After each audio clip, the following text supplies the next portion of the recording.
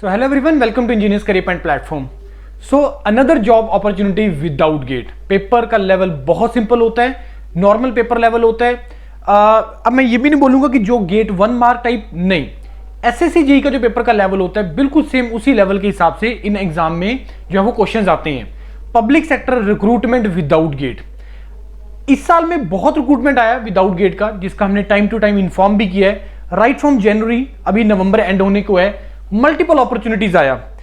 शुरू में पहले बीएल आया, बीडीएल आया, बीएचईएल आया, फिर उसके बाद इसरो का रिटर्न एग्जामिनेशन हुआ है, फिर आप लोगों का ऑयल का आया, फिर उसके बाद आप लोगों का एनएलसी वगैरह आए, उसके बाद आरसीएफएल वगैरह, एनआरएल वगैरह, एचआरएल वगैरह, एचपीसीएल हो गया।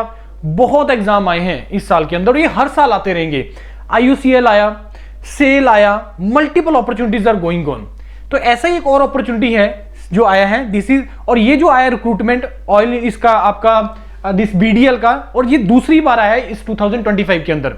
जैसा कि यार मैं आप लोगों को हमेशा बोलता हूं कि इंजीनियर्स का रिक्रूटमेंट पब्लिक सेक्टर के अंदर बाय द टाइम बढ़ेगा और बढ़ता ही चला जाएगा, but you have to prepare yourself. आपको अपने आप को प्रिपेयर करना है। बीएल साल में दूसरी बार आया है, बीडीएल भी साल में दूसरी बार आ रहा है, तो इससे और ज्यादा अपॉर्चुनिटी तुम्हें क्या चाहिए। अब बहुत सारे स्टूडेंट्स ऐसे होते हैं जो अपने स्टेट्स को टारगेट करते हैं, बिल्कुल टारगेट करो यार अपने स्टेट्स को, लेकिन ऐसे एग्जाम्स को जरूर दो। जम्मू कश्मीर का बच्चा अब फ्री होके बैठ गया है, अभी कोई एग्जाम नहीं चल रहा है वहां पे।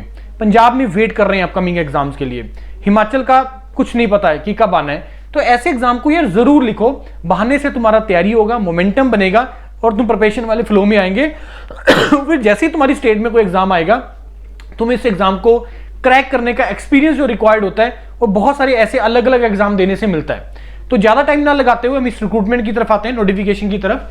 आप लोग में से कोई भी अगर इस एग्जाम के लिए इस बीडीएल के प्रिपरेशन करना चाहता है रिटर्न एग्जामिनेशन के लिए, you can fill the Google form which is available in the description. और सबसे अच्छी बात यह है जो मैं हमेशा बोलता हूं कि पीएसयू का रिक्रूटमेंट बहुत ज्यादा लंबा नहीं लटकता है जैसे स्टेट्स में होता है। टेंटेटिवली 11 जनवरी को इन्होंने अनाउंस किया कि हम लोग जो है इसका एग्जाम कंडक्ट कर लेंगे। अब आज है 29 नवंबर, रफली तुम्हारे पास 40 दिन का टाइम है। अब क्वेश्चन आता है कि सर 40 दिन में क्या प्रिपेयर किया जा सकता है। Yes, you can do that. Paper easy है, इसीलिए मैं बोल रहा हूं। गेट होता मैं नहीं बोलता यार, गेट एक महीने में तैयार नहीं किया जा सकता। गेट के लिए कम से कम 5-6 महीने चाहिए तैयारी करने के लिए।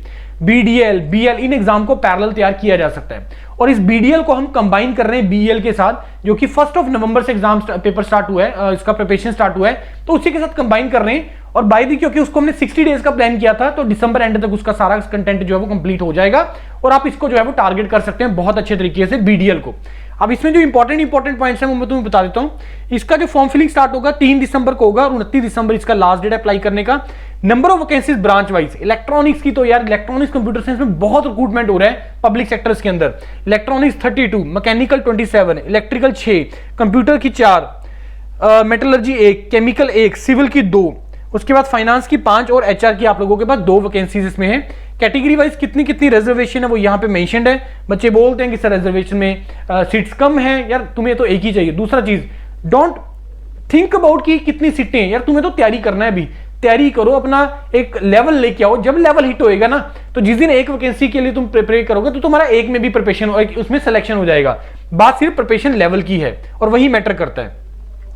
ये सारा आ गया। उसके बाद पीडब्ल्यूडी में कितनी वैकेंसीज हैं वो सारा यहाँ पे मेंशन्ड है, जो कि रिजर्व होते हैं। पे स्केल देखिए यार, 15.5 लाख का पे स्केल है, 15.5 लाख का, और इसका 3% एनम जो है वो आपका इंक्रीमेंट रहता है। उसके बाद कितना इसमें एज लिमिट है, कोई भी जो एज है वो 25 नवंबर 2025 से जो है वो काउंट होगा, इसी को रेफरेंस मान के चलेंगे। और एज क्राइटेरिया किस अनरिजर्व के लिए, ईडब्ल्यूएस, ओबीसी, एससी, एसटी के लिए क्या है वो यहाँ पे क्लियरली मेंशन्ड है। ब्रांच वाइज यहाँ पे क्लियरली मेंशन्ड है। उसके बाद आ जाइए आप अपना नेक्स्ट पॉइंट, जो है वो कौन कौन सी ब्रांचेस एलिजिबल है, एसेंशियल क्वालिफिकेशन, क्योंकि यहाँ पे ड्यूल डिग्रीज का और अलाइड ब्रांचेस का, कंबाइंड ब्रांचेस का यहाँ पे डाउट होता है कि सर इलेक्ट्रॉनिक्स के लिए क्या इलेक्ट्रॉनिक्स इंस्ट्रूमेंटेशन एलिजिबल है, मैकेनिकल के लिए मैकेनिकल, इंडस्ट्रियल या प्रोडक्शन एलिजिबल है। यहाँ पे उसका सारा आंसर है। यहाँ पे मेंशन्ड है कि आप लोगों का जो है डिसिप्लिन इलेक्ट्रॉनिक्स, और इधर आपका मैकेनिकल 4 साल या 5 साल का अगर आपका है, फर्स्ट क्लास इसके लिए रिक्वायर्ड है, तो आप लोग जो है सारे के सारे एलिजिबल हैं इसके लिए। उसके बाद नेक्स्ट आ जाता है, अब ये आ गया जो मैं बात कर रहा था कि कौन कौन सी डिसिप्लिन एलिजिबल है। इलेक्ट्रॉनिक्स के लिए सारी डिसिप्लिन, मैकेनिकल के लिए सारी, इलेक्ट्रिकल के लिए, कंप्यूटर साइंस के लिए ये सारा मेंशन्ड है और इसी को स्टिक मानते हैं। इसके अलावा कुछ भी और होगा वो नहीं कंसीडर करेंगे। Discipline of engineering considered as equivalent by BDL, वो ये बोल रहा है कि अगर तुम इसमें अप्लाई करना है तो तुम्हारा इसमें से अगर किसी में भी है तुम्हारा बीटेक का ब्रांच तो तुम लोग सारे एलिजिबल हो।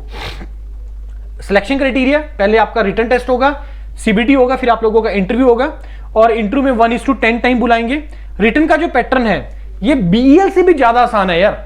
बीएल में क्या होता है 120 मिनट्स 125 क्वेश्चंस, यहाँ पे 120 मिनट्स 150 क्वेश्चंस, वहां पे 100 टेक्निकल 25 नॉन टेक्निकल, यहाँ पे 100 टेक्निकल और 50 नॉन टेक्निकल, और नॉन टेक्निकल वही सेम है, क्वांट, रीजनिंग और इंग्लिश इसके अंदर आएगा।